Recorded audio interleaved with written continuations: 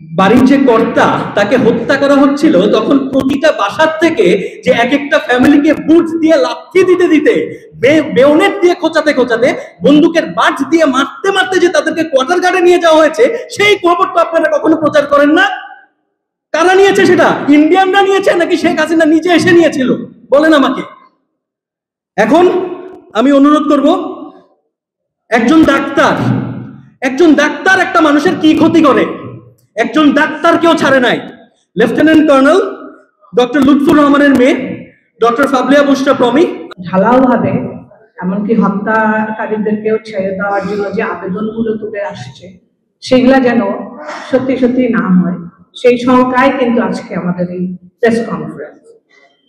আমি যখন 26শে ফেব্রুয়ারি 2009 26শে ফেব্রুয়ারি আমার বাসায় অগ্নিদগ্ধ বাসা থেকে যখন আমার 16 বছরের ছেলেকে নিয়ে আসি, তখন আমি বিডিআর এর যে চিত্র দেখেছিলাম তা বর্ণনাতীত মনে হচ্ছিল, যেন সম্পূর্ণ উলটপালট। বিকজ আমাদের একটা বিডিআর সপ্তাহ চলছিল সেই 2009 3 বছর পরে, যেটা হয়নি বিগত, তো সেই বছরই হলো প্ল্যান করে, এবং সেখানে বেশ সাজানো গোছানো ছিল। কিন্তু আমি যখন বেরিয়ে আসি, গাড়ি পোড়ানো, আমার বাসা তো পুরো পুড়িয়ে ফেলেছিলই। যেমন আমি দরজা থেকে যাওয়া শুরু করলাম, আমি লিটারেলি আমি একটা বডি খুঁজছিলাম যে পোড়া ঘরের মধ্যে আমি আমার ছেলেকে রেখে গেছিলাম, কারণ তাকে তো পাওয়া যাবে না। আমার একটা ছোট কাজের মেয়ে ছিল, সেই মেয়েটা পর্যন্ত তার গায়ে স্প্লিন্টার লেগে সে আহত হয়ে তাকে কোনো রকমে হসপিটালাইজ করে কেউ না কেউ, আমি জানি না কারা, কারণ সে অজ্ঞান হয়ে যায়। সেই জন্য পরবর্তীতে ওকে খুঁজে পাওয়া যায়। এবং আমার ছেলের যখন আসার পরে যখন জানলাম যে দলে দলে কিছুক্ষণ পর পর দলে দলে সৈনিকরা ঢুকছিল, আমাদের নাম ধরে ধরে খুঁজছিল আমাদের বাসায়, এবং বলছিল ওর নাম ধরে যে ওর ছেলেটাকে পেলে আগে হাত পা ভাঙবো, তারপরে মারবো। এগুলা কিন্তু বাংলায় বলেছিল, হিন্দিতে কিংবা উর্দুতে বলে নাই, ঠিক আছে না? সুতরাং এইগুলো যারা বলেছিল তারাও কি ক্রিমিনাল না? তাদের তো ক্রিমিনাল মাইন্ডই ছিল।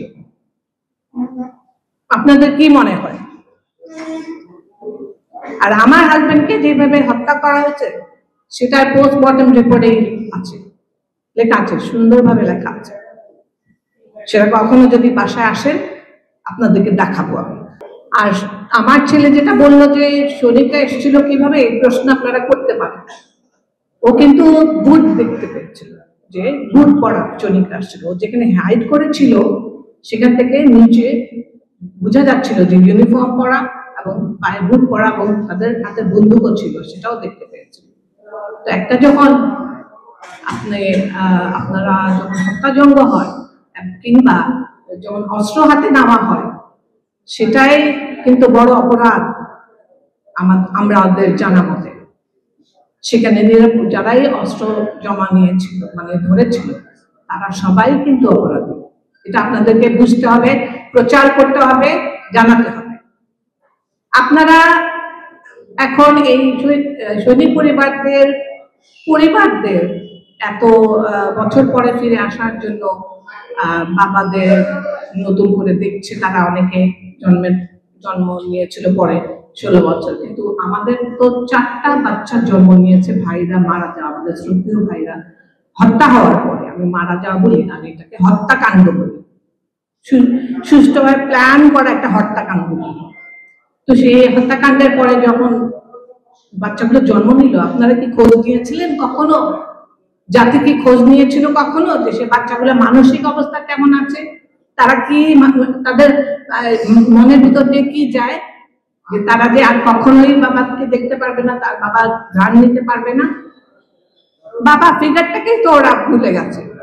এমনকি যে আমার মেয়ে তখন 10 বছর বয়স ছিল, ওর জন্য বাবা ফিগারটা কি ও এখনো বুঝে না। আমার বাচ্চারা কিন্তু আমাকেই বাবা এবং মা মনে করে, কারণ আমরা ওই রোলটা প্লে করতে পারি। আমরা খুব মানে সুন্দর করে কথা বলি, ভালো পরিধেয় ধারণ করি, ভালো জায়গায় যাই, উঠি বসি, বলে কি আমাদের কষ্টগুলো নাই? মিডিয়াতে শুধু কান্নাকাটি করলে আপনারা ওইটাকেই প্রজেক্ট করবেন আর বাকিটা মানে মনে করে নেবেন যে আমরা অনেক ভালো আছি। কোথায়? আপনারা তো ভুলেই গেছেন আমাদের। এমনকি আমি দেখতে পেলাম গত 16 বছর 15 বছরে এই 25শে ফেব্রুয়ারিতে টিভিতে পর্যন্ত নিচে একটা স্ক্রোলিং হয় যে বিদ্রোহের। কেন বিদ্রোহ এখনো বলা হচ্ছে এটাকে? আমার সবচেয়ে বড় আপত্তি এখানে। আর যেই অপবাদ দিয়ে অফিসারদেরকে হত্যা করা হয়েছিল, কোথায়? সেটা তো ইনভেস্টিগেশনে, অনেক ইনভেস্টিগেশনে সেটা প্রমাণিত হয়েছে, তার সত্যতা প্রমাণিত হয়েছে যে এটা একেবারেই মিথ্যা। কেন কোনো সরকার থেকে কিংবা কোনো মহল থেকে এটাকে আপনাদের মাধ্যমে প্রচার করা হয়নি দেশবাসীর কাছে যে এটা একেবারে মিথ্যা কথা? কারণ এই অপবাদটা নিয়ে এই আত্মাগুলো এখনো অতৃপ্ত। আপনারা মনে রাখবেন যে শহীদদের আত্মা কিন্তু থাকে এবং ওরা বিচারের জন্য, এটাই আমরা বিশ্বাস করি। তো তাদের আত্মা তো এখনো কষ্ট পাচ্ছে। এই যে মিথ্যা অপবাদ দিয়ে তাদেরকে হত্যা করা হলো, সে সময় মুন্নি সাহা, জয় মামুন এনারা যথেষ্ট ভালো রোল প্লে করেছিলেন, মনে আছে আমার। আমি তো 26 তারিখে রাত্রে 8টার সময় যখন জানি, গ্রাম থেকে যখন বের হয়ে আসি, তখন আমি ভাবছিলাম যে তাদেরকে হস্টেজ করা হয়েছে। কোথায়? আমি তো যখন জানলাম যে তাদেরকে হত্যা করা হয়েছে, সবার আগে আমার হাজবেন্ড, আমার এনায়েত ভাইয়ের লাশটা বের হয়ে আসছে। কিভাবে এত অপমানিত করে হত্যা করে তাদেরকে ড্রেনে ফেলে দেওয়া, ইউনিফর্ম পরা, ইউনিফর্মের মানে অমর্যাদা করা। আরেকটা একটা প্যারামিলিটারি ফোর্স, ওদের এত সাহস হয় প্রত্যেকে অফিসারদেরকে লাশ পোড়ানো, গণকবর দেওয়া, এত বড় জঘন্য কাজ করেছে কি একজন দুজন সৈনিক? মনে করেন একজন দুজন সৈনিক এগুলা করতে পারে? কখনোই না। 4000-এর বেশি সৈনিক ছিল তখন পিলখানায়, ঢাকা পিলখানায়। কোথায়? 4000-এর তো শাস্তি আমরা শুনিনি এখন পর্যন্ত, কোনো শাস্তিই হচ্ছে না।